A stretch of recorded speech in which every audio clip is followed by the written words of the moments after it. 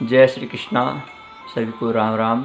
आज हम आपके समक्ष धर्म के लक्षणों के बारे में, धर्म क्या है उसके बारे में बताना चाहते हैं कि धर्म क्या है। धर्म अर्थात धार्यति इति धर्म। शास्त्रों में, हमारे पुराणों में धर्म का व्याख्यान दिया गया है। इसमें सर्वप्रथम पद्म पुराण में कहा गया कि श्रूयताम धर्म सर्वस्वम श्रुत्वा चाप्यवर्ध्यताम आत्मना प्रतिकूलानि परेशान न समाचरेत। अर्थात धर्म का सर्वस्व क्या है और उसको सुनकर उसका अनुकरण करो। उसको सुनो पहले और उसके बाद उसका अनुकरण करो। और अनुकरण करने के बाद जो आचरण स्वयं के प्रतिकूल हो वैसा आचरण दूसरों के साथ नहीं करना चाहिए। इसलिए कहा आत्मनः प्रतिकूलानि परेशान न समाचरेत। यह पद्म पुराण के 6 अध्याय में बताया गया है कि किस प्रकार से धर्म को श्रवण करना चाहिए, उसके बाद उसके ऊपर चिंतन करना चाहिए और चिंतन करने के उपरांत हमें अपना जीवन निर्वाह करना चाहिए।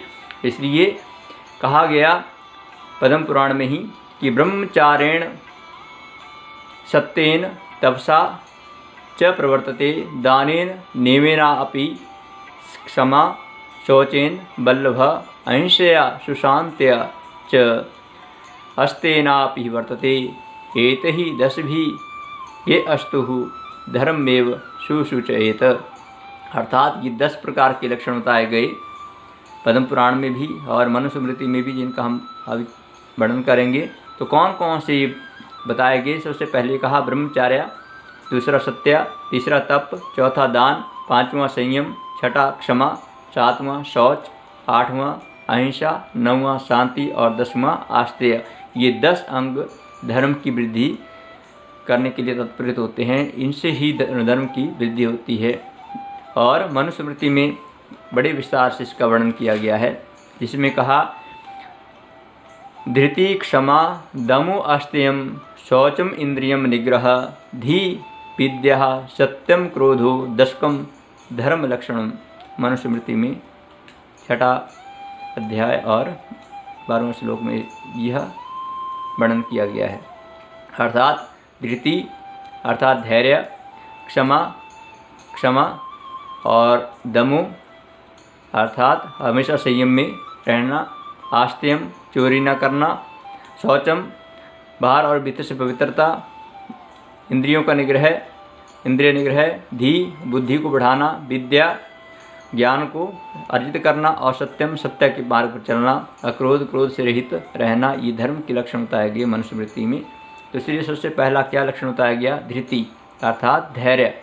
हम धर्म के मार्ग पर तभी चल सकते हैं जब हमारे पास धीरज होगा, धैर्य होगा, हमारे पेशेंस होगी हमारे पास में, तब हम धर्म के मार्ग पर चलने के लिए पहला कदम बढ़ा सकते हैं। इसलिए हम जब भी कोई कार्य करते हैं मानो, तो सबसे पहले हमें अपने आप को संयमित करना पड़ता है, अपने आप को कंट्रोल करना पड़ता है। और हम अपने आप को जब संयमित कर लेते हैं, हमारे पास पेशेंस होगी, सहन शक्ति होगी, तब हम आगे चलने के लिए तत्पर हो जाते हैं। और दूसरा कहा क्षमा अर्थात हमें जब भी कोई कार्य करें उसमें स्थिरता हो, उसमें टिकाव हो, सहनशीलता हो, टॉलरेंस हो। ये सब चीज़ें जब हमारे पास हो जाएंगी तो इसलिए कहा दूसरा क्षमा। हमें अपना अपकार करने वालों का भी उपकार करना चाहिए। जो हमारे अपकार कर रहा है उसके लिए हम भी उपकार की भावना सोचें। और उपकार की भावना जब हमारे मन में आ जाएगी तो इसलिए कहा 18 पुराणेषु, जो 18 पुराणों में कहा परोपकाराय पुण्याय पापाय प्रवृणम। ये एक निचोड़ है, पर उपकार करना सर्वोपरि बताया गया हमारे धर्मों में। इसलिए कहा सर्वे भवन्तु सुखिनः सर्वे सन्तु निरामयाः सर्वे भद्राणि पश्यन्तु माँ कश्चित् दुःख भाग् भवेत्। इसलिए सब में सबके प्रति समर्पण भाव रखें। और तीसरी बात कही दम अर्थात कंसीड करना, मन में जो ऊंच नीच विचार आते हैं उनको दूर करना और अपने जो भी आपने कार्य करना उसको हम सोचकर उसको बोलें और उसके ऊपर अनुसरण करें। ये तीसरी बात कही दम। और चौथी कही आस्तेय। आस्तेय अर्थात चोरी करना। जो हम थीप करते हैं, चोरी करते हैं, तो उन चीज़ों से हमें विमुक्त रहना। किसी प्रकार की कोई चीज़ को हमें नहीं चुराना है अच्छे कार्य करने हैं और अपनी आने वाली पीढ़ियों को अच्छी विचार देने हैं, अच्छे संस्कार देने हैं, जिसके करने मात्र से हम अच्छे मार्ग की ओर चलने के लिए और अपनी पीढ़ियों को, अपनी संतान को अच्छे मार्ग की ओर, धर्म के पथ पर लेने के लिए तत्पर हो सकते हैं। इसलिए भगवान स्वयं आते हैं धर्म की स्थापना के लिए, धर्म संस्थापनाय, तो धर्म की स्थापना के लिए भगवान गीता में इस बात को स्वयं कहते हैं।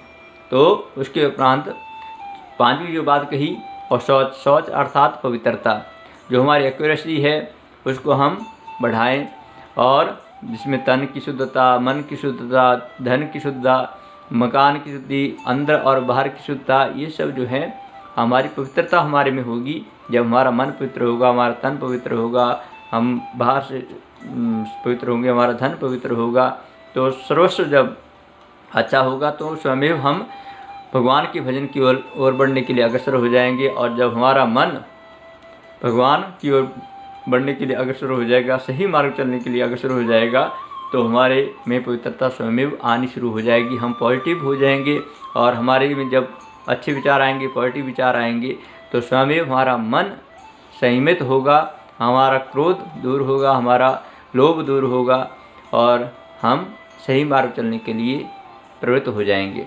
उसके उपरांत छठा कहा, इंद्रियों का निग्रह, इंद्रिय निग्रह करना। इंद्रियों, जो हमारी 10 इंद्रियां हैं बताई गई हैं, 10 इंद्रियों को संयमित करना। और उसके लिए जैसे हमारी मुख्य तो आँख हैं और हमारे कान हैं, क्योंकि हम कानों के द्वारा सुनते हैं, उसमें अच्छी बातें सुनें, बुरी बातों को इग्नोर करें, उनको दूर करें।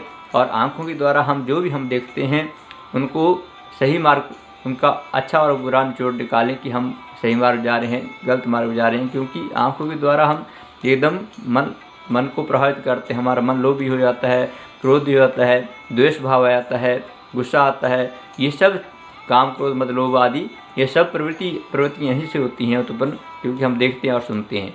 तो इसलिए हम अपनी इंद्रियों का निग्रह करना, उनको कंट्रोल करना शुरू करें कि ये अच्छा है, ये बुरा है। अच्छा और बुरा जान लिया तो फिर अपने आप ही हमारी इंद्रियां जो हैं संयमित हो जाती हैं, कंट्रोल हो जाती हैं। और सातवीं बात कही, बुद्धि, अर्थात जो हमारा विजडम है, उसको सोचने का जो हमारी शक्ति है, बुद्धि, उसको हम प्रयोग करें। सही, अच्छा और बुरा, इसको हम तोलें तराजू में कि हम क्या अच्छा करने जा रहे हैं, और क्या यदि हम अच्छा करेंगे तो हमें ये प्राप्ति होगी, चाहे देरी से होगी। लेकिन यदि हम बुरा करेंगे, आज हमें अच्छा लगेगा, लेकिन कल को वही आपके ऊपर उसका बुरा प्रभाव पड़ेगा, आपकी संतान के ऊपर पड़ेगा, पीढ़ी दर पीढ़ी चलता रहता है। इसलिए हम उस बुद्धि का सही उपयोग करें, और सही उपयोग जब होगा तो उसका फल अवश्य हमें प्राप्त होगा। आठवीं बात कही, विद्या, जो हमारी नॉलेज है उसमें जैसे ग्रंथों का अध्ययन करें, और उनका चिंतन करने के उपरांत हम अपने जीवन को जीने का जो ध्येय है उसको निकालें, उसका तात्पर्य निकालें। तो जीवन में व्यक्ति आया और गया, और आने और जाने मात्र, आए भी खाली थे, जाना भी तो खाली ही है।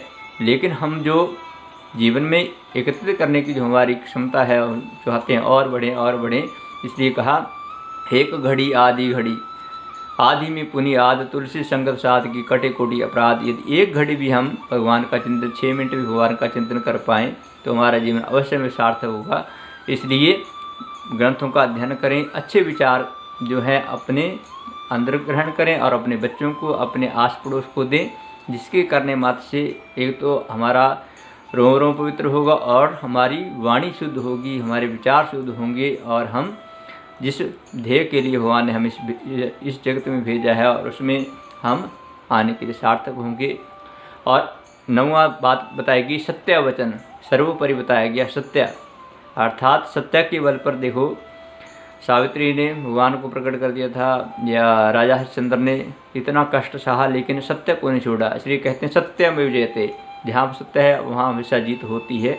और हम जीवन में यही ध्येय को लेकर चलें कि सत्य यदि हमारे जीवन में आ गया, हम सतोमयी हो गए, तो स्वमेव हमारा जो जीवन है वह ट्रू वर्ड पे चलना चाहिए, जिसमें हमारी सत्यता, हमेशा सत्यवादी व्यक्ति रहे, और सत्य के बराबर चलता है कि सत्य हमेशा जीत होती है। और सत्य क्या है, भगवान के प्रति दृढ़ विश्वास रखना, और जब हमारा दृढ़ विश्वास होगा तो अवश्य भगवान की प्राप्ति होगी। और अंततः जो अंतिम बात कही गई, 10वां जो लक्षण बताया गया धर्म का, वह है अक्रोध, अर्थात क्रोध नहीं करना है। एंगर व्यक्ति को उसका त्याग करना है, और क्रोध के कारण ही सब कुछ जीवन में जो हमने ये सब करते हैं, और क्षणिक क्रोध जो है व्यक्ति का पतन का कारण बन जाता है। इसलिए क्रोध से रहित रहें, और क्रोध जब भी आए तो अपने इष्ट का ध्यान करें। अपने जिससे आपको जो भी मेडिटेशन आप करते हैं उसको करने मात्र से हम उस क्रोध को संयमित कर सकते हैं, और धर्म के पंथ पर चलते हुए अपना जीवन व्यतीत कर सकते हैं। यही जीवन में ये पीढ़ी दर पीढ़ी जो हमें स्टेप बाय स्टेप बताई गई बातें हैं, और इनमें से हम धीरे धीरे करके एक एक बातों को अपने जीवन में उतारें।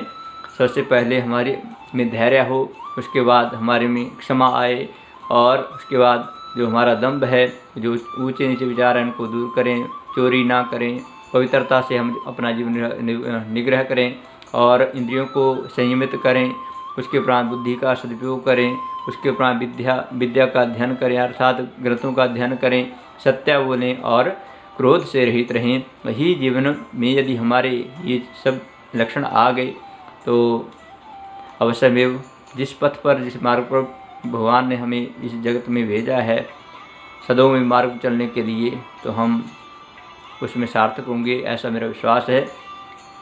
तो इसी आशा के साथ आज अपनी वाणी को विराम देता हूँ। ओम जय श्री कृष्णा। राम राम सभी को। हरि ओम।